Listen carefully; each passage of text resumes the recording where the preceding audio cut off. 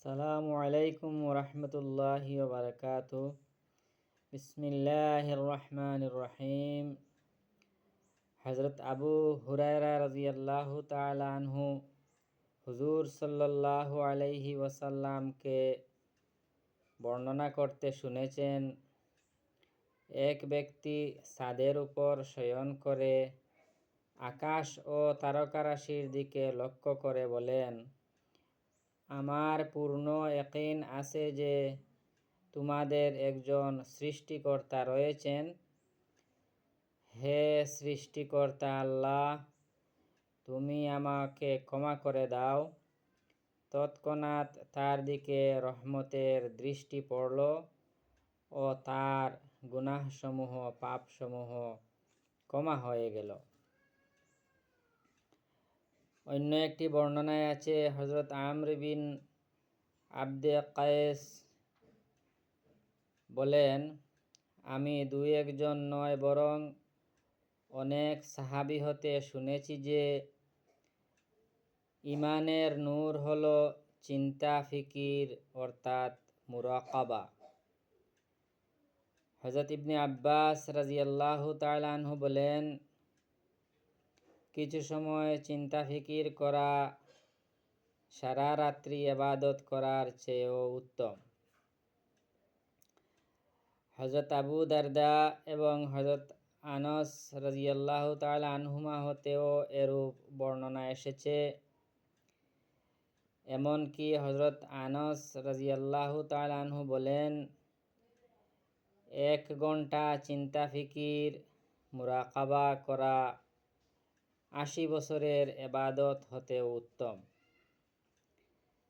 হযরত আবু দারদা বিবিকে কেউ জিজ্ঞেস করেছিল, আবু দারদার শ্রেষ্ঠতম ইবাদত কি ছিল? তার উত্তরে স্ত্রী বলেন, চিন্তা ও ফিকির অর্থাৎ মুরাকাবা। অন্য একটি বর্ণনায় বর্ণিত আছে, মহানবী সাল্লাল্লাহু আলাইহি ওয়াসাল্লাম বলেন, কিছু সময় চিন্তা ফিকির করা 60 বছরের ইবাদত হতে উত্তম, কিন্তু এর অর্থ এই নয় যে ইবাদতের আর প্রয়োজন নেই, বরং প্রত্যেক ইবাদত নিজ নিজ স্থানে ঠিক রয়েছে। ফরজ, ওয়াজিব, সুন্নত এবং মুস্তাহাব সবটাই নিয়মিত করতে হবে। না করলে স্তর অনুযায়ী আযাব ভোগ করতে হবে।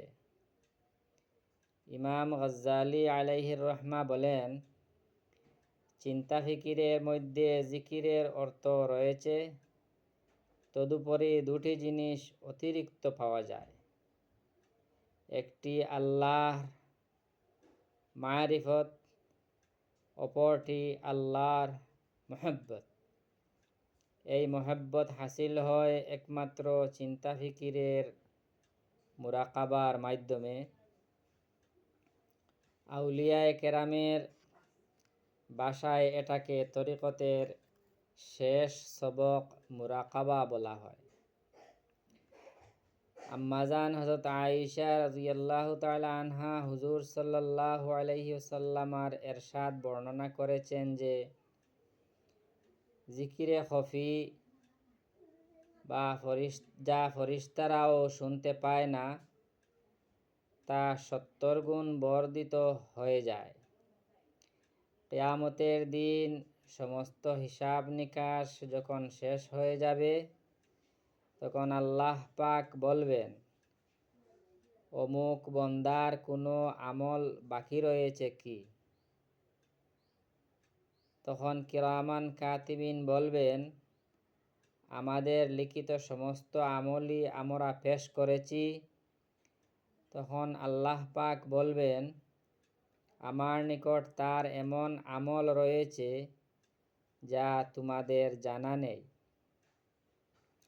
এটা হলো জিকিরে খফি। অন্য হাদিসে আসিয়াছে, যেই জিকির ফেরেশতাগণ শুনতে পায় না, তা জিক্রে জলির ওপর 70 গুণ বেশি ফজিলত রাখে। যারা প্রতি মুহূর্ত আল্লাহ পাকের জিকির ও ফিকির হতে গাফিল থাকে না, তারা কতই না ভাগ্যবান।